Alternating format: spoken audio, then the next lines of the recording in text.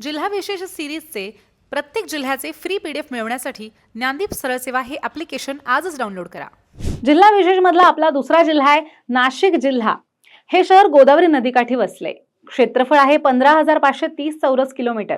या जिल्ह्यात एकूण 15 तालुके आहेत, ज्यात नाशिक, दिंडोरी, बागलाण, ज्याला सटाणा असे म्हणतात, पेठ, सुरगाणा, कळवड, चांदवड, मालेगाव, येवले, नांदगाव, सिन्नर, निफाड, इगतपुरी, त्र्यंबकेश्वर आणि देवळा हे तालुके आहेत। नाशिक जिल्ह्याच्या सीमेला कोणते कोणते जिल्हे आहेत ते आपण पाहूयात।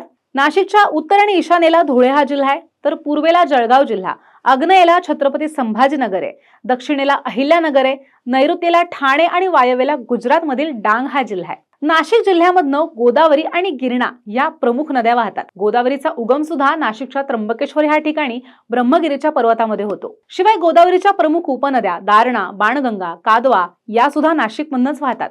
शिवाय गिरणा, मोसम, वैतरणा, दमणगंगा, चौंदी, मान या सुद्धा प्रमुख नद्या आहेत। शिवाय नाशिक जिल्ह्यात सलवारी टेकड्या पण आहेत। नांदूर मधमेश्वर अभयारण्य, ज्याला महाराष्ट्राचं भरतपूर सुद्धा म्हणतात, हे बदकांसाठी प्रसिद्ध आहे। पिंपळगाव ह्या ठिकाणी द्राक्षांची बाजारपेठ, तर लासलगाव ह्या ठिकाणी कांद्याची बाजारपेठ प्रसिद्ध आहे। गांधीनगर हे विमानतळ आहे आणि सापुतारा हे थंड हवेचं ठिकाण सुद्धा नाशिकमध्येच आहे। नाशिकमध्ये दर 12 वर्षांनी कुंभमेळा भरत असतो। 1930 मध्ये काळाराम मंदिर इथे डॉक्टर बाबासाहेब आंबेडकरांनी सत्याग्रह केलेला होता। शिवाय कपालेश्वर मंदिर सुद्धा याच ठिकाणी आहे आणि प्रसिद्ध पांडव लेणी सुद्धा आहे। त्र्यंबकेश्वर हे 12 ज्योतिर्लिंगांपैकी एक असलेलं ठिकाण सुद्धा नाशिकमध्येच आहे।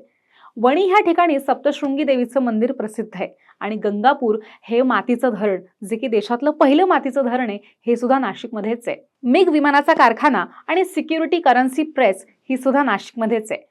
याशिवाय महाराष्ट्र पोलीस अकॅडमी, जिथे DYSP आणि PSI ट्रेनिंग सेंटर आहे। शिवाय देवळाली ह्या ठिकाणी लष्करी छावणी सुद्धा आहे।